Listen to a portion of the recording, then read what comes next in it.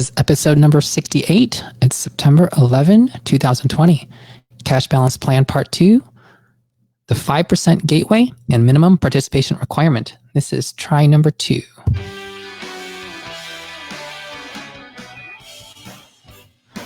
This is 39.6 Facebook Live Finance Show. This is a 5-minute Friday episode.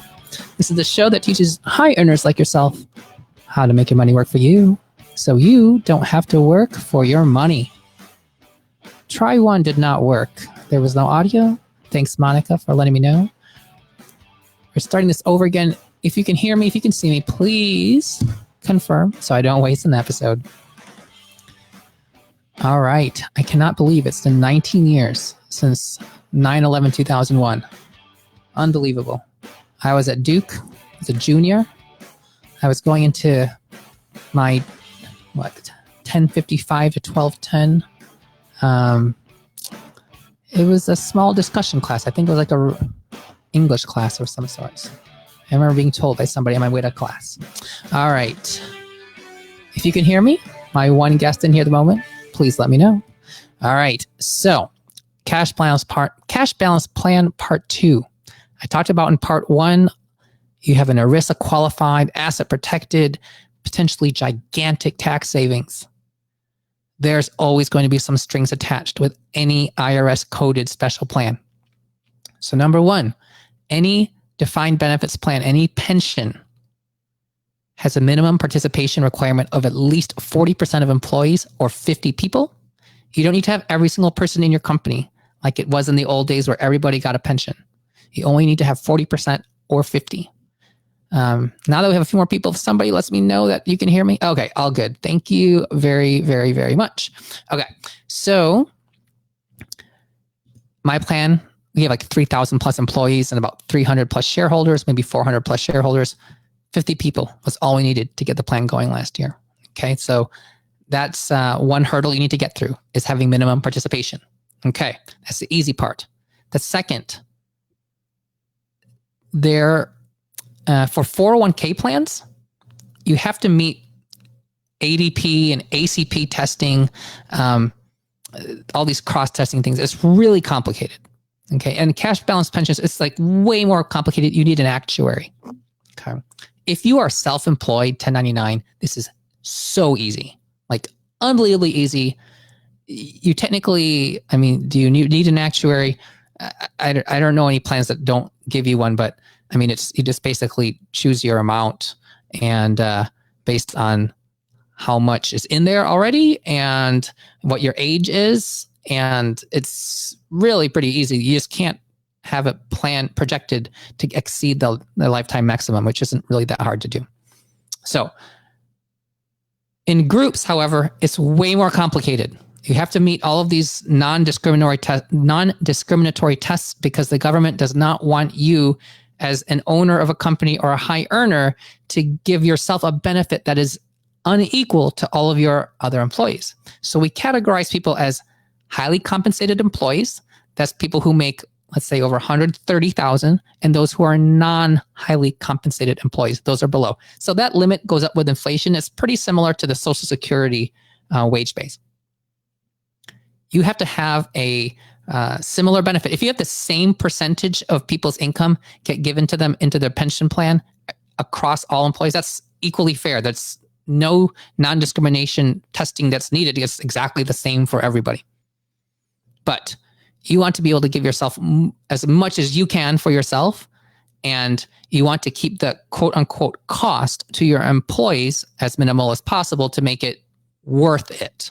Okay, I'm not saying you don't want to give your employees money, but if you're trying to save yourself in tax, but you end up spending more money in increasing their compensation package, that can defeat the purpose because you're not really getting yourself ahead.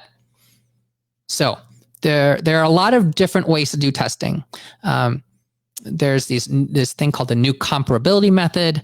And before you get there, you have to satisfy one of 2 requirements. One of them is this proportion of 1/3 a benefit of the non-highly compensated employees versus the highly compensated employees. But more commonly used is the gateway percentage.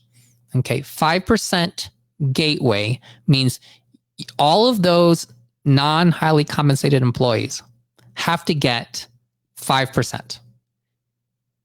If you give them 5%, this could be like 3% as a safe harbor and 2% profit sharing, then you're getting them 5%.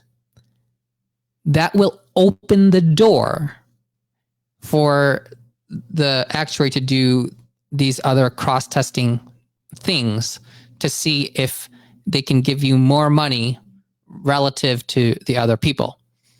Okay, so this is like one of the fundamental things that prevents people from getting these plans open. If you have like 100 employees and there are 5 doctors and you're currently not giving them any money into a 401k as an employer contribution because it's just too expensive for you to support it because they have so many employees, well, getting them all 5% across the board would be like hiring 5 new employees. And that might not be worth the tax savings for the one owner. Okay. However, a lot of companies have a safe harbor 401k because that makes it very easy to meet cross-testing rules or non-discrimination testing rules for 401ks. A typical safe harbor 401k matches the employee 1-for-1 for the first 3% of their contributions. And then after that, they get 0.5% for the next 2. So they're often already giving 4%, 3 plus 1/2 plus 1/2, 4% to the employees. And often they're already giving 5%. If your employee is giving you a profit sharing contribution to your 401k, they often have to already give employees 5% in order to make sure that they're satisfying these these non-discrimination rules. But I bring up the safe harbor 401k because often you're already giving them 4%. Okay, but you could already be giving them 5%. If you're already giving them 5%, that is enough to open the door to get a cash balance plan open. The amount that each person can put in is still going to be dependent on cross-testing, but at least you can get a plan open. Okay, so knowing how many people are in your group, how many of them are highly compensated or non-highly compensated employees, getting enough participants, and then making sure you're getting 5% to all the people, particularly those non-highly compensated employees, to make sure that you can open the door. There's a 5% gateway, that's the minimum. There's a 6% gateway, 7%, and 7.5%. And each of these levels will allow the people who are in the plan to put more and more money. But 5% is the minimum. My big company, we were already giving 5% to our employees. So that door was already open. I wanted to get it up to 7.5%. This would have cost millions of dollars to do, but it would have allowed bigger contributions. However, didn't have enough participants on board to make it worth it. But we were already at 5%, so we didn't have to actually increase our contributions to our employees. And in fact, once we hired the actuary who specializes in these cash balance plans to do our analysis, found out that we were actually overpaying our employees what they needed to receive to max out our 401ks, which is the reason why we were giving them as much as we were, was to give the full $56,000 per year, like $37,000 as a match, and then the $19,000 as a deferral. So it turns out with more like sophisticated cross-testing analyses, we were able to decrease our contributions to employees, saved us like $1.5 million for 2020 based on 2019's contributions. So that was actually just savings. It cost money to have the actuary, but it was nothing compared to the $1.5 million. And then we still are able to open up the plan that saved us millions more. So in tax. So 5% is what we went with. I would love to get it to 6%, 7.5%, but we just need to get more members. If you're already at 5% though, and Patrick yesterday talked about his and his spouse's maximum effective tax rates. If you're up there with an effective total tax rate 40% plus, pushing 50, like this is a no-brainer if you have the option already available to you. Okay, especially if it's not going to cost you a bunch of money in paying employees a bunch more money and taking them from like a 0% contribution to a 5%. Now, employees are super, super, super valuable. Okay, I'm not saying that I don't want to give them money. I do. I think employees who are good employees should get paid very well. But you have to think about it financially, if it's worth it. And also, you might just want to think about how you structure their compensation package. Okay, so you could say maybe offer 5% less as salary, but then offer them maybe, let's say, 6 or 7% as a retirement contribution that is tax-free or tax-deferred to them. It avoids Medicare tax. It's ERISA protected, but it's also has a vesting schedule. So if they leave fast, they're not going to get that money. So you can spin it and make it work as a win-win where they make more money. It allows you to contribute more, save more, and they also invest more for their own retirement. You can help take care of your employees. So that is it. That was not a 5-Minute Friday.